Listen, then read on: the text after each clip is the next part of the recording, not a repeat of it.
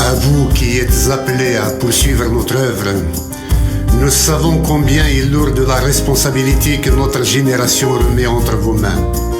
Nous en connaissons le poids depuis que très jeunes, nous aussi, nous l'avons reçu de nos aînés. À votre tour, vous aurez à la léguer à vos cadets qui la remettront à vos enfants.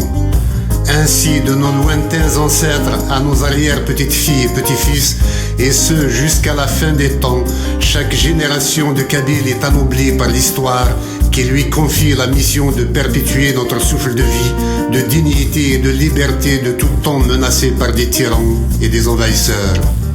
Vous aurez vous aussi à insuffler à cette parole aux multiples accents que nous tenons de nos anciens une vitalité et un dynamisme qui seront décuplés par votre descendance.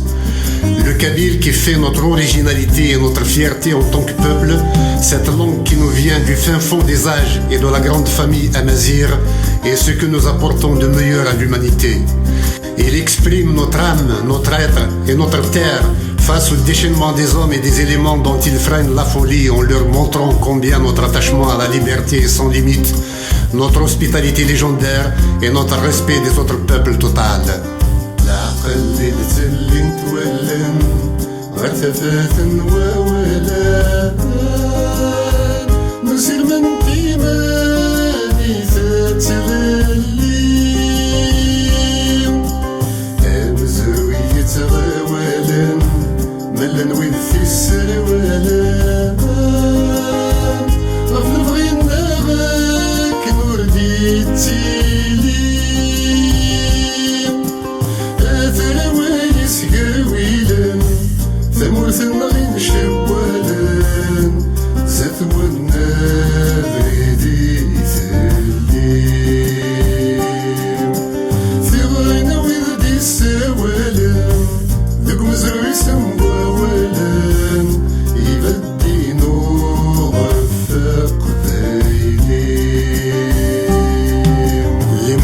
Et de poussière déposées par les vents de l'histoire sur nos cœurs et nos yeux.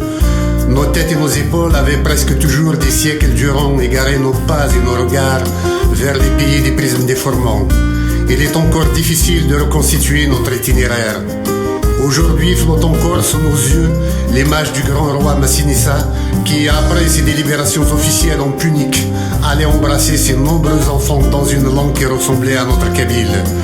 Notre Aglide avait l'ambition de faire de notre terre et de notre peuple un trait d'union entre l'Orient et l'Occident, mais force lui était de constater que notre terre ne représentait pour eux qu'un lieu d'affrontement. Une arène pour leurs gladiateurs luttant sans merci pour conquérir des terres, assouvissant ainsi les instincts de domination de quelques illuminés, aujourd'hui présentés par leurs descendants comme les fondateurs de leur grandeur et qui font leur fierté. Notre peuple, épris d'amour et de paix, était réduit malgré lui à une vulgaire réserve de soldats qu'on levait au service des causes qui étaient rarement les siennes. Nos révoltes initiées par le vaillant Jugurtha n'ont jamais cessé. Nous sommes fiers que notre terre et notre peuple n'aient donné à l'humanité que des résistants. Nous n'avons pas eu à participer à la falsification de l'histoire que ceux qui nous avaient momentanément vécus avaient écrite pour se glorifier et nous avilir. Nous n'avons pas eu de répit pour écrire. À peine avions-nous repoussé les hordes européennes vers le nord dans un épuisant effort que nous avons eu à affronter les Arabes venus de l'Est pour, sous le prétexte de l'islam, violer notre terre et notre âme, voler nos richesses et nos filles au nom d'un Dieu qu'ils n'ont jamais respecté. Ils disaient vouloir nous apporter la liberté d'Allah et ils diabolisèrent nos femmes dont nous faisions pourtant des reines à l'image de la Kaïna. Moralement, nous leur étions supérieurs. Militairement, il a fallu quelques siècles pour en venir à bout. La formation de la personnalité de la Kabylie était alors amorcée. Les Almoravides, fuyant la furie des Almohades établis à Marrakech, apportèrent la dernière touche sociologique et humaine à l'édifice institutionnel de la Kabylie stabilisée depuis. L'Afrique du Nord, payant son inféodation aux califats moyen-orientaux et à leur insatiable besoin de richesse, qui l'enlisèrent dans l'aventure de l'Andalousie, se désagrégea dans une confusion générale qui allait ouvrir la voie à une nouvelle conquête du sous-continent par les peuples d'Europe et d'Asie mineure. Dans la folie de la Reconquista, les Espagnols s'établirent à l'ouest et sur la côte Kadyle et durent se replier à l'arrivée des Turcs qui établirent leur mainmise sur un territoire allant de Tunis à Tlemcen, à l'exception de l'enclave kabyle. Les représentants de la sublime porte à Alger n'avaient que l'insulte à leur porter pour se venger de ce peuple frondeur qui les narguait et refusait leur autorité. C'est la France qui, après ses 2 victoires sur la Kabylie, 1857 et 1871, a fait perdre à notre peuple le contrôle de son destin. Pour le reconquérir, il s'était cru dans l'obligation de se fondre dans une nouvelle identité, un nouveau pays, un nouveau peuple taillé sur mesure par la France coloniale, l'Algérie.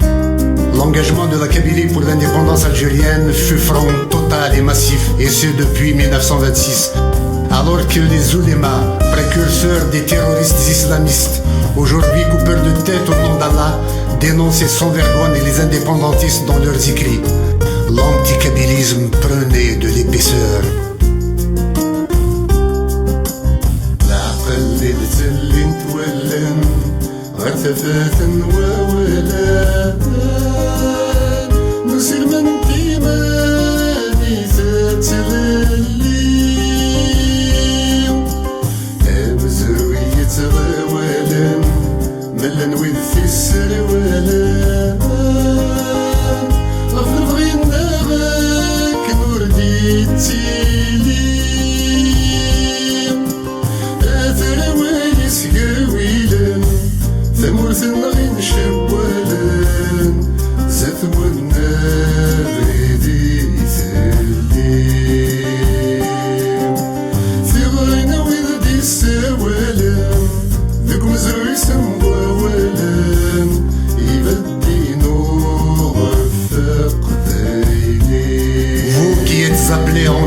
La mémoire de nos sacrifices pour les générations qui vous suivront. Sachez qu'en tant que Kabyles, nous avons oublié dans notre combat pour l'Algérie jusqu'au fait que nous étions un peuple. Nous, dont les parents s'étaient donnés en offrande à l'indépendance de l'Algérie, nous avons grandi comme nos aînés dans la ferveur nationaliste et voulions faire de notre pays le plus beau et le plus prospère au monde. Notre amour était et reste entier pour cette terre irriguée de nos larmes et de notre sang, cette patrie miroitant dans les regards trahis de nos veuves et de nos orphelins, sortis des rats de nos maquisards qui rendaient l'âme sous la torture de leurs bourreaux dans les caves du colonialisme, ou après dans les bas-fonds de la police politique de l'indépendance. Notre attachement à cette Algérie dont la plupart de ses libérateurs kabyles n'avaient aucune arrière-pensée était charnel. Nous luttions en Kabylie en rêvant à toute l'Algérie dont nous voulions changer de régime dictatorial en démocratie, le système tortionnaire en celui des droits de l'homme, l'école en celle de la science, du progrès et de la modernité afin de mieux nous insérer dans le monde des libertés. Nous luttions pour une identité collective de la majorité pensant rendre service aux Algériens qui auraient enfin à partager des valeurs communes et un sentiment de fraternité retrouvé avec la fierté des mêmes origines. Notre voie était tracée par l'étoile nord-africaine de 1926 à travers laquelle la Kabylie s'était engagée à prendre en charge le destin de tout ce continent. Notre combat a de tout temps été généreux, orienté vers l'intérêt des autres au lieu et place de celui des Kabyles et de la Kabylie. De l'insurrection armée du FFS en 1963 au printemps noir 2001 en passant par le printemps berbère de 1980, tous les militants kabyles n'avaient d'autre objectif que de construire une Algérie conforme à leurs rêves communs. Nous confondions tous allègrement l'Algérie et la Kabylie. C'est au terme d'un long processus que nous avons pris conscience de l'impasse dans laquelle nous étions. Un militant ne remet pas en question sa cause. La force d'une conviction écrase toutes les preuves de sa réfutation.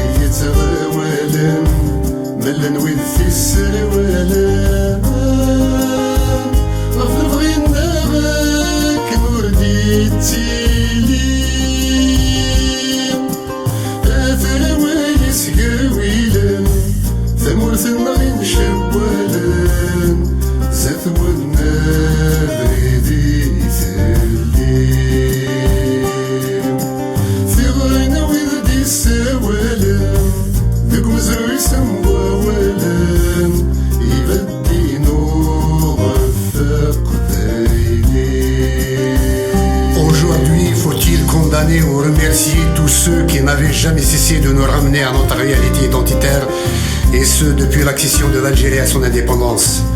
Doit-on incriminer ou féliciter toutes celles et tous ceux qui, de l'intérieur ou de l'extérieur de l'État algérien, dans la rue ou dans les administrations, rabaissaient notre algérianité au rang d'une insulte, d'une souillure, d'une honte nationale ou, dans le meilleur des cas, d'une menace sur l'unité du pays?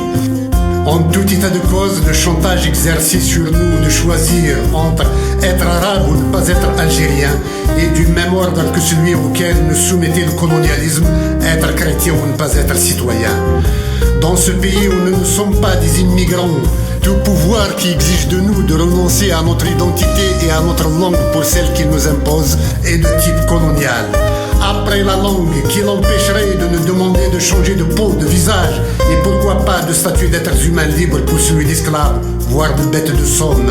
Non, notre dignité impose que nous nous assumions dans ce que nous sommes et non dans ce que des despotes racistes voudraient que nous devenions. Nous sommes kabyles et nous formons un peuple fier de l'être. C'est une donnée que le pouvoir algérien serait mieux inspiré d'assimiler et de consacrer par un statut adéquat afin d'offrir à la région et au pays la réconciliation et la stabilité dont ils sont privés depuis 40 ans. En avril 2001, dans l'indifférence générale, un massacre est perpétré en Kabylie par les forces gouvernementales. Le choc provoqué par ces événements nous a amenés à repenser notre démarche de façon radicalement différente. Nous nous sommes sentis trahis, exclus un peu plus de cette Algérie qui se montre compatissante à l'égard des Arabes du Moyen-Orient, au moment même où des mères et des pères kabyles pleurent leurs enfants fauchés par des balles des gendarmes algériens. Nous avons dès lors repris un à un les éléments de notre histoire, depuis la constitution du FFS au printemps noir 2001, et chaque élément du puzzle retrouve à sa place. Les Kabyles ont systématiquement été marginalisés dans leur combat pour l'Algérie. Que ce soit en 63 ou en 2001, en passant par 80, la création de la Ligue des droits de l'homme en 85, les Kabyles ont été rejetés. Nos organisations politiques n'ont jamais pu fédérer une majorité d'Algériens. Après pareil constat, notre réflexion s'est réorientée vers la recherche d'une solution globale. Nous voulons avant tout sauvegarder l'intégrité du pays tout en offrant au peuple kabyle la possibilité de présider à son destin comme il le souhaite, sans pour autant gêner ses compatriotes, mais sans plus attendre que ceux-ci partagent ses aspirations en ce qui concerne sa langue, sa culture et ses pratiques religieuses.